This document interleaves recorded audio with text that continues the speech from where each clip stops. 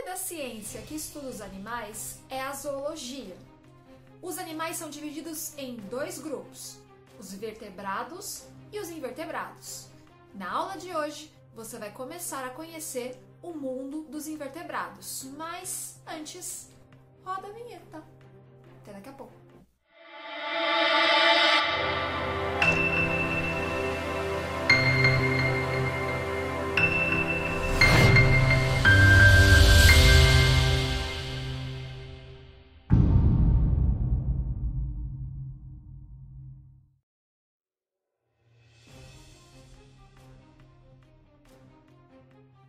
Os vertebrados são aqueles que possuem vértebras, estruturas que protegem parte do sistema nervoso e compõem a coluna vertebral.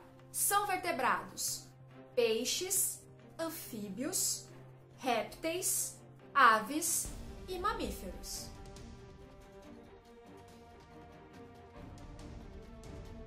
Já os invertebrados são os animais que não possuem vértebras e corresponde à grande maioria de espécies conhecidas. Com uma diversidade tão grande de formas, hábitos e comportamentos, o que será que une os animais em um único reino? Não sei. Para responder a esta questão, muitos estudos foram feitos e a resposta pode ser um pouco complexa. Usaremos então uma definição ampla do que é um animal. Será considerado um animal todo o organismo que for multicelular ou pluricelular, eucariótico, heterótrofo, que obtenha o seu alimento por ingestão e o desenvolvimento do embrião passe por fases comuns a todos eles.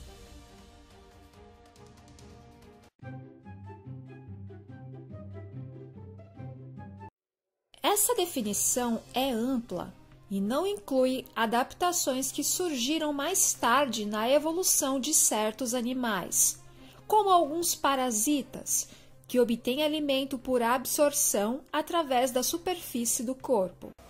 Isso. Outra questão que gera muita dúvida seria sobre a origem dos animais. Em que momento os animais surgem no planeta Terra? Tudo indica que eles surgiram há cerca de 700 milhões de anos atrás, com um organismo ancestral flagelado e heterótrofo. A compreensão de como ocorreu a evolução animal ainda é tema de muito debate. Nessa série de vídeos, utilizaremos uma das hipóteses bem aceitas, restringindo a nossa discussão para 9 dos 35 filos atualmente conhecidos. Viajaremos então pelo universo dos poríferos, quinidários, plateumintos, moluscos, anelídeos, nemátodas, artrópodes, ectodermatas e os cordatas. Para que esse vídeo não fique muito extenso e cansativo, nós vamos dividi-los em uma série. Hoje nós vamos falar dos poríferos e dos quinidários. Então, pega o seu caderno, pega o seu lápis e prepare-se. Poríferos. Os poríferos são animais popularmente conhecidos por esponjas. Esses animais possuem o corpo repleto de pequenos orifícios ou poros, característica que deu nome ao grupo. As esponjas vivem exclusivamente em ambientes aquáticos.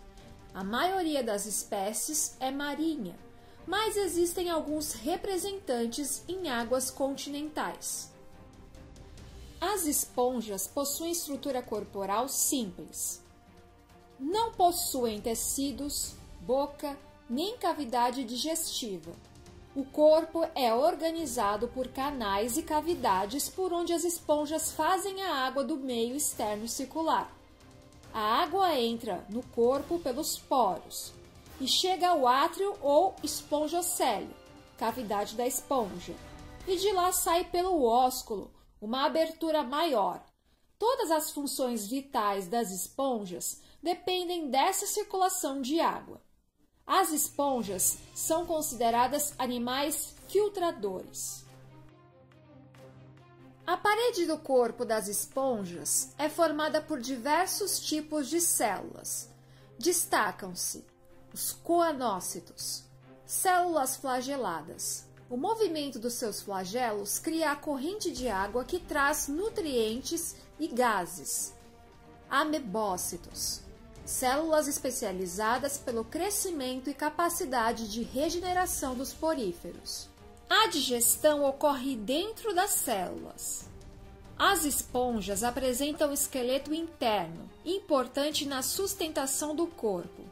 Dependendo da espécie, esses elementos podem ser espículas rígidas, associadas ou não a fibras flexíveis de um tipo de proteína, típica das esponjas, a espongina. Existem espécies de esponjas hermafroditas e outras que têm sexos separados.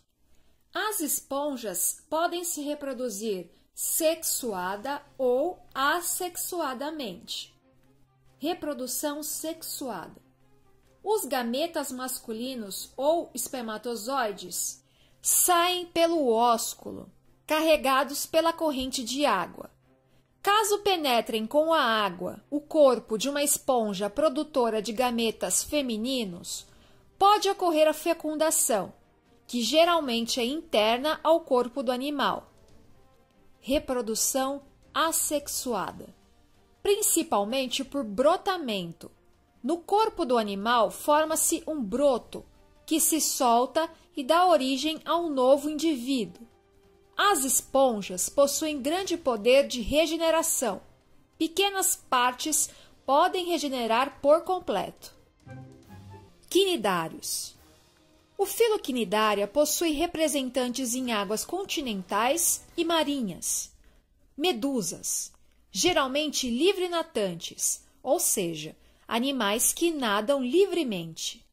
Pólipos, geralmente sésseis, fixos. Muitos pólipos formam colônias, como é o caso dos corais. Outros vivem solitários, como as hidras. Especialmente nos tentáculos, os quinidários apresentam células que injetam uma toxina no corpo da presa, paralisando-a.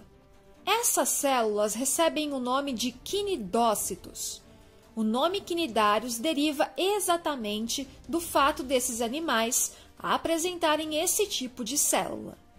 Os quinidários podem apresentar reprodução assexuada e sexuada. Existem espécies em que os sexos são separados, mas existem também espécies hermafroditas. Os quinidários podem apresentar um tipo de ciclo de vida com alternância de gerações. Nesses casos, as fases de pólipo e de medusa são estágios do ciclo de vida de uma mesma espécie e se alternam. Os pólipos se reproduzem assexuadamente e formam medusas, que, por reprodução sexuada, dão origem a uma larva. Esta sofre modificações e origina a fase de pólipo, fechando assim o ciclo. Ah, agora eu entendi! Algumas espécies de quinidários podem causar, acidentalmente, queimaduras na pele humana quando os tentáculos com os quinidócitos têm contato com a pele. Os acidentes podem ser evitados se as pessoas não mergulharem em águas onde essas espécies ocorrem. Se os sintomas persistirem, deve-se procurar ajuda médica. Se você gostou, deixe o seu like e se inscreve aqui no canal. Vai, se inscreve, ajuda a nossa família da hora a crescer. Nos vemos no próximo vídeo. Um beijo e tchau!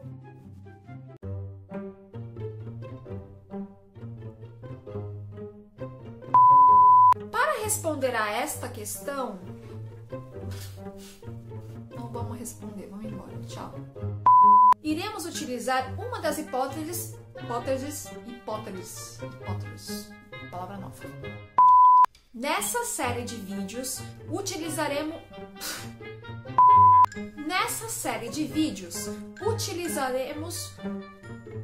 a língua portuguesa, porque a professora não consegue usar a língua portuguesa.